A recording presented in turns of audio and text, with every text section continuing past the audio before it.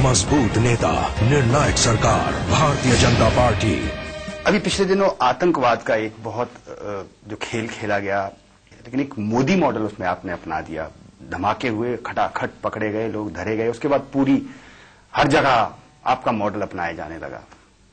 देश कुछ करे या न करे, गुजरात चुप नहीं रह सकता।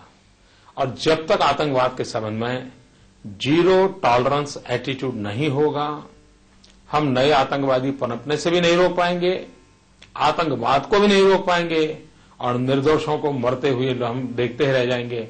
और इसलिए भारत के सभी राज्यों को, केंद्र सरकार को आतंकवाद के संबंध में जीरो टॉलरेंस इसी मूड को लेना पड़ेगा। गुजरात जीरो टॉलरेंस के मूड में काम कर रहा है। 26/11 की घटना के समय आप इंचार्ज होते तो क्या कर सकते थे?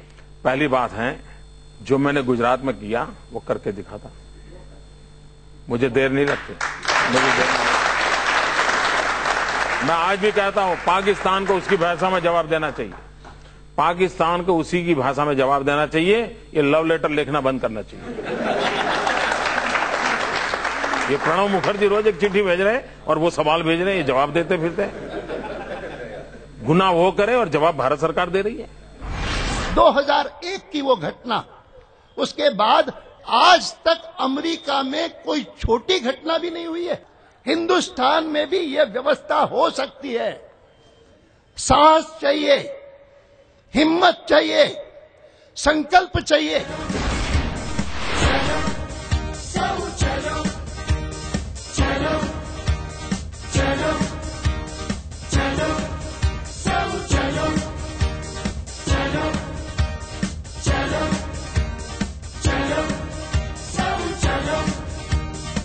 (26/11) के बाद ये लगा कि आपका इशू होगा टेररिज्म, और उसके बाद दिल्ली के इलेक्शंस हुए, दूसरे इश्यूज हुए, और तब लोगों ने मैंडेट दे दिया कि इस पे वो बीजेपी का भरोसा नहीं करते।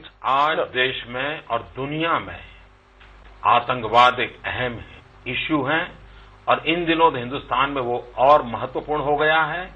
और ये राजनीति का मुद्दा नहीं है, ये राष्ट्र नीति का मुद्दा है।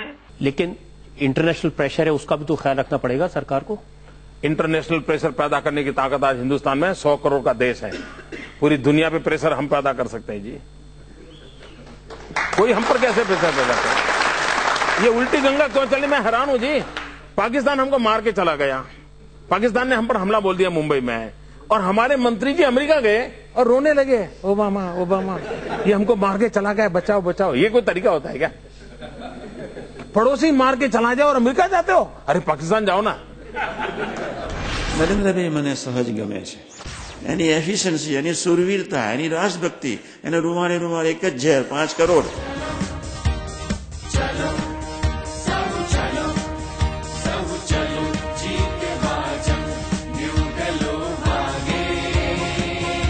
केंद्र में आज जो यूपीए की सरकार है, आतंकवाद के मुद्दे पर अक्सर बीजेपी कहती है कि वो हैंडल नहीं कर पा रहे, होम मिनिस्टर जो है वो बहुत सॉफ्ट हैं। आपकी राय उनसे अलग है या वही?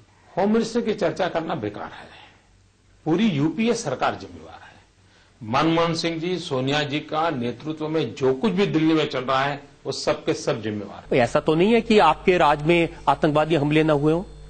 गुजरात में आतंकवादी आए, उनको समझ आ गया कि गुजरात जाने का क्या खमियाजा भुगतना पड़ा। 21 दिन के अंदर हर एक को खोल करके रख दिया, चमड़ी उधेड़ करके रख दी और उनके आकाओं को पकड़ के ले आए। हिंदुस्तान में केरल से लेकर के कश्मीर तक हर राज्यों से उनके जितने आका थे वो पकड़ लिए।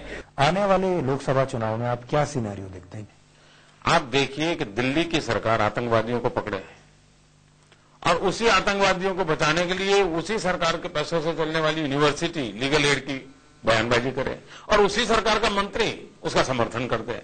अब इससे बड़ा कॉन्ट्राडिक्शन कोई हो नहीं सकता। बेंगलोर के अंदर कोई सस्पेक्टेड आतंकवादी यूके में पकड़ा जाए और उसकी मां टीवी पर रोने लगे और देश के प्रधानमंत्री बयान दें कि मुझे रात भर नींद नहीं आई। अगर आतंकवादी की मां रो रही है और देश के प्रधानमंत्री की नींद उड़ जाती है, देश में इतने निर्दोष लोग मारे जा रहे हैं और दिल्ली की सरकार की नींद नहीं उड़ती है, तो ऐसी सरकार का भविष्य हो ही नहीं सकता। मजबूत नेता, निर्णायक सरकार, भारतीय जनता पार्टी।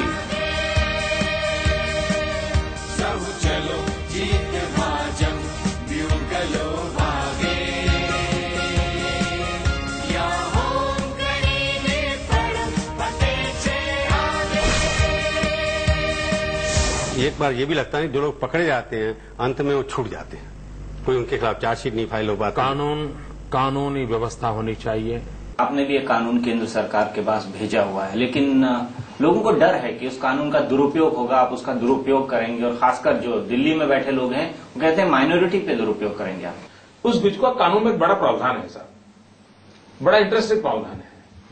सरकार को 72 आवर्स में जिस व्यक्ति को पकड़ा है उस पर गुजको क्यों लगाया है, ये कोर्ट में सरकार को जाकर के कोर्ट को कन्विंस करना पड़ता है, और फिर कोर्ट कहेगी हाँ ठीक है, गुजको ठीक है नहीं है। यानी सरकार के पास यूज और मिसयूज की ताकत 72 आवर्स ही है। 72 आवर्स के अंदर कोर्ट से थप्पा लगवाना पड़ता है। इससे बड़ा परफेक्ट सेफगार्ड क्या हो सकता है? लेकिन चूंकि वोट बैंक करना है इसलिए इसको हवा में ला देना और देश को तबाह कर देना।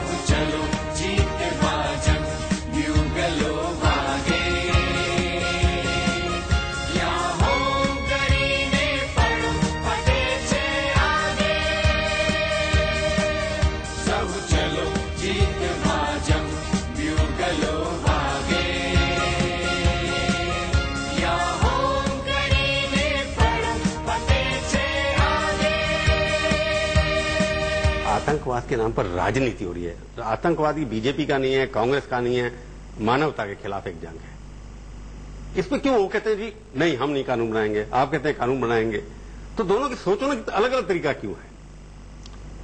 पहली बात है, दुनिया के सभी डेमोक्रेटिक कंट्रीज ने आतंकवाद के खिलाफ कठोर से कठोर कानून बनाए हैं। अगर हिंदुस्तान में कोई नहीं बनाता है तो सवाल उसको पूछना चाहिए। जो ह्यूमन राइट के सबसे बड़े ठेकेदार हैं उन्होंने भी कठोर से कठोर कानून बनाए हैं। अगर कानून का मिसयूज होता है तो हमारे देश में एक व्यवस्था है, लेकिन कानून न होने के कारण निर्दोषों को मौत के घाट उतार दिया जाता है, उसके लिए कौन जवाब दे? आप कहते हैं अपनी पब्लिक मीटिंग्स में अगर बीजेपी की सरकार सत्ता में आएगी तो अफजल गुरु को फांसी भी लटका दिया जाएगा। ये आतंकवाद का इस्तेमाल नहीं है सियासत के लिए?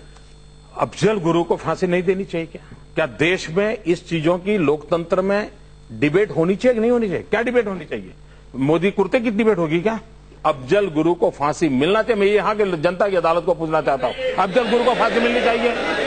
एक आदमी मिलेगा जो कहेगा अफजल गुरु को फांसी न मिले? देश में जवाब उन लोगों ने देना चाहिए जो इस प्रकार की हरकतें करते हैं। उनकी जवाब हमसे मत मांगो जो ये कहते हैं कि गुनहगार को फांसी मिले। आपका एक ऐसा लीडर हो जिसके इरादे इतने बुलंद हो, जो ऑनेस्ट हो, क्लीन हो, तो ऐसा आदमी न आपके स्टेट को आगे बढ़ाता है, पूरे अवाम को आगे बढ़ाता है और पूरे अवाम के साथ साथ पूरे देश को आगे बढ़ाता है।